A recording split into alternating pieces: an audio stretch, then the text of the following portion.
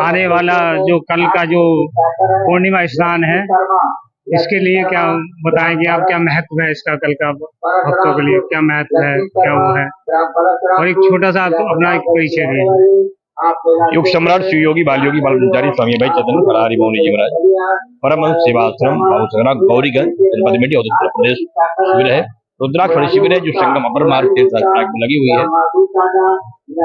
कल माघी पूर्णिमा है। माघी पूर्णिमा विशेष रूप से कल कलवासियों के लिए, तीर्थयात्रियों के लिए, सन्यासियों के लिए, महात्माओं के लिए, आचार्यों के लिए, जनप्रतिनिधियों के लिए, व्यवसायियों के लिए, विद्यार्थियों के लिए तथा समस्त लोगों के लिए बहुत कल्याणकारी है, क्योंकि कल रवि पुख्य योग है।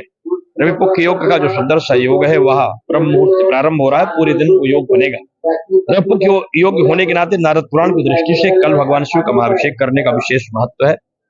सत्यनारायण व्रत कथा उनको कलवासी सुनते हैं, अन्य लोगों को विशेष सुनना चाहिए।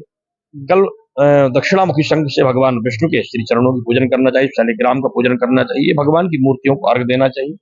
इसके अतिरिक्त जो शास्त्रीय विधि है, कल सूर्य को 7 अर्घ देना चाहिए और पितरों की से दोष से बचने के लिए, पितरों के मोक्ष पाने के लिए और अपने घर में ग्रह बाधा निवारण के लिए सभी लोगों को काले तिल के साथ कल अर्घ देना चाहिए। और काले तिल के दान का भी कल विशेष महत्व है।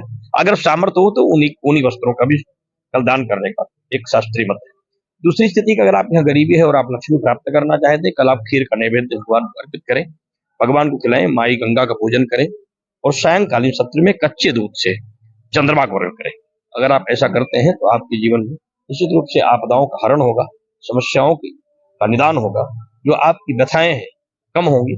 कल का दिन एक ऐसा पावन पर्व है कि अगर आपने माघ स्नान नहीं किया और माघी पूर्णिमा का स्नान कर लिया तो पूरे महीने का स्नान का फल आपको प्राप्त हो जाएगा। तो ध्यान रखें, आप स्नान करके गंगा स्नान करें, परिक्रमा करें, पूजन करें, जप तप करें, अनुष्ठान करें, साधना करें और अपने कल्याण के लिए भगवती से प्रार्थना करें, गंगा से प्रार्थना करें। और ध्यान रहे, यदि आप नहीं आ पा रहे हैं तो अपने घर में थोड़ी सी गंगा जल ले लीजिए, उसमें जल डाल लीजिए, जल डालने के बाद उसमें काला तिल डाल दीजिए और उससे अगर आप स्नान करते हैं तब भी आपको विशेष प्रकार का लाभ प्राप्त हो जाएगा। जो बीमार हैं, आजार हैं, सीमा पे हैं, दुकान में हैं, शहरों में हैं, नगरों में हैं, सीमाओं पे हैं, उनके लिए भी ये कारगर। और यदि यह भी संभव नहीं है तो जो भी जल आपको मिल रहा है उसी जल में आप भगवती गंगा स्मरण करके सूर्योदय के पहले अगर आप स्नान करते हैं, ऐसा करने से आपकी समस्याओं का निस्तारण भी होगा और आपकी कामनाओं की पूर्ति भी होगी। तो निश्चित रूप से कल का दिन बहुत महत्वपूर्ण है, लाभ उठाए, डुबकी लगाए। दोस्तों